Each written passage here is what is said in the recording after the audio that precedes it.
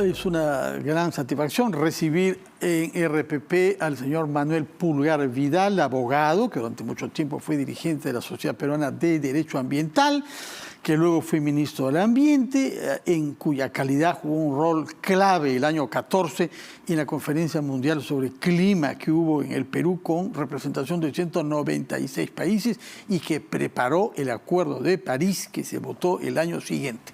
Ahora, 7 años después, estamos ante un informe, el sexto del Panel Internacional sobre Cambio Climático, que disipa dudas y que ha sido interpretado por el secretario general de la ONU como una alerta roja para toda la humanidad. Explíquenos, por favor, qué hay de nuevo en este documento publicado ayer por la ONU, de más de 3.000 páginas, hecho por la contribución de más de 200 especialistas de temas climáticos en sus diversos aspectos, y que aparentemente es el que más afirmaciones contundentes y nuevas tiene de la serie de las publicaciones de la ONU sobre este tema. Buenas noches, señor Pulgar Vidal.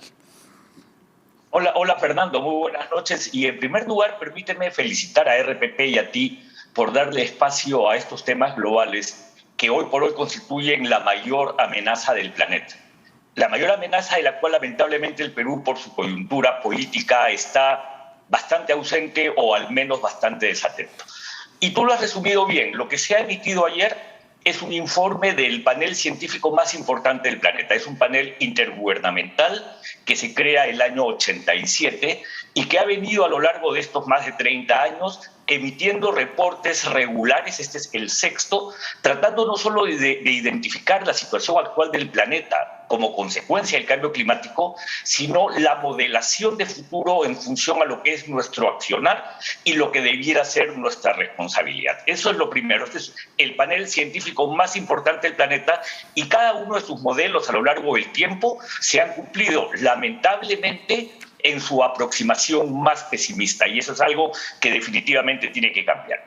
Lo segundo que debo decir para entender este reporte es que, tal como el panel lo plantea, el planeta ya incrementó su temperatura en más de 1.1 grados desde que se inicia la era industrial de la quema de combustibles fósiles. El planeta tenía una temperatura promedio que desde esa fecha a la actualidad se ha incrementado en promedio en 1.1 grados. Y claro, la audiencia puede estar pensando eso no parece mucho, pero basta ver la evidencia de lo que está sufriendo el planeta el día de hoy, este año o máximo el año pasado, para que nos demos cuenta que ese 1.1 grados representa un conjunto de consecuencias climáticas bajo la forma de eventos climáticos extremos realmente severas. Miremos tan solo ahora incendios terribles, tremendos en Grecia y en la zona del Mediterráneo. Incendios en California, el mayor calor de la historia en la costa de la Columbia Británica y del estado de Washington en la costa oeste de los Estados Unidos. Y el año pasado grandes incendios en Australia, sin considerar un conjunto de otros eventos climáticos que hoy día planteamos.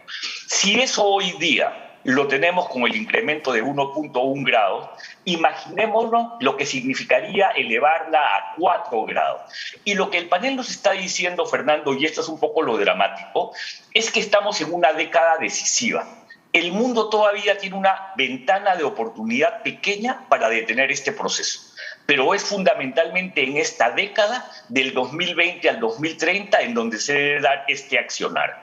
Si somos capaces, y acá también quiero ser bien pedagógico, de reducir la emisión de gases de efecto invernadero de manera sistemática y transformacional en esta década, podremos llevar a que el incremento de la temperatura de aquí a final de siglo, es decir, al 2100, no sobrepase el 1.5, que es lo que plantea el Acuerdo de París.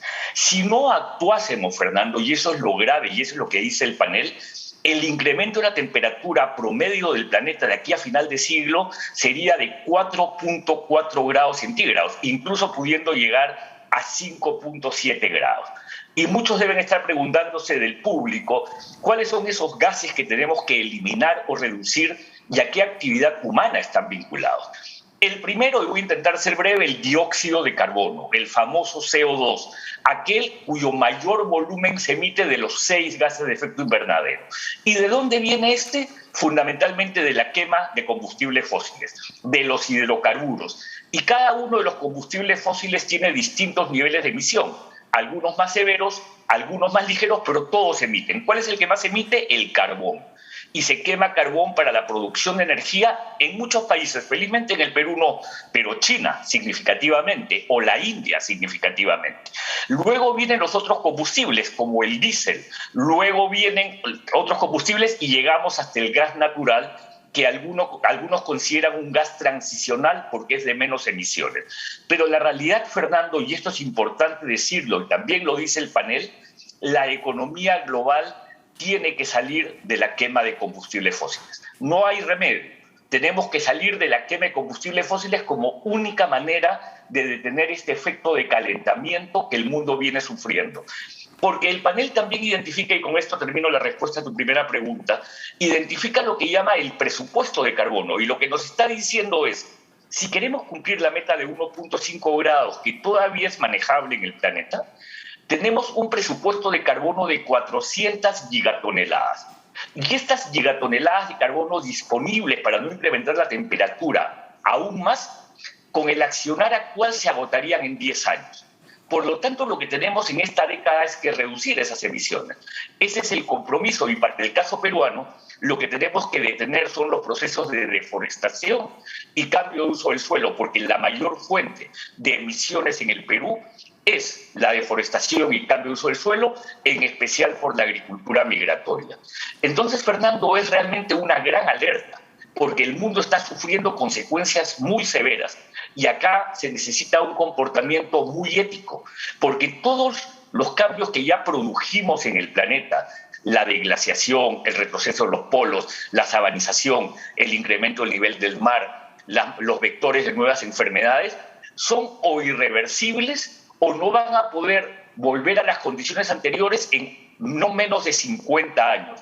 Yo soy una persona de 59 años, es decir, el accionar de hoy día yo no veré sus consecuencias positivas. Por lo tanto, se necesita un comportamiento de ética intergeneracional para darle mejores condiciones de habitabilidad a este planeta. ¿Cómo se hace para frenar, para limitar y para terminar por cancelar el uso de los combustibles fósiles? ¿Quién se opone actualmente y qué alternativas hay como energía en el mundo? Fundamentalmente se oponen los mayores países productores de petróleo. Eso es una realidad. Cuando uno piensa en Arabia Saudita o piensa en los países ubicados en esa localidad, en esa zona geográfica, vemos la resistencia de los países productores de petróleo en iniciar un proceso de retroceso gradual en el uso de estos combustibles fósiles.